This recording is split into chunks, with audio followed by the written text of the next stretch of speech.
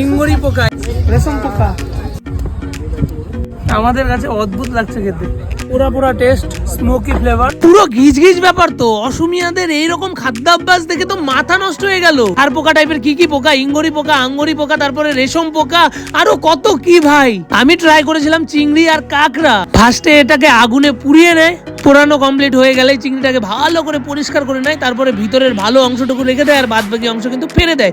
তারপরে কিন্তু পেঁয়াজ, ধনিয়া পাতা, তেল দিয়ে ভালো মতো এইরকম সুন্দরভাবে সার্ভ করে দেয়। আর তারপরে আসে কাঁকড়াটাকে ওরা খুব ভালো মতো পরিষ্কার করে ভিতরের অংশটুকু বের করে দেয়। আর তারপরে সেই কাঁকড়াটা একটা গ্লাসে রেখে তেল দিয়ে, নুন দিয়ে, ঝাল দিয়ে আর স্যালাড দিয়ে পুরো পিষে দেয়, তারপরে বাটা বাটা করে সার্ভ করে। চলো ট্রাই করা যাক। তো গাইস এখন ট্রাই করছি কাঁকড়া বাটা।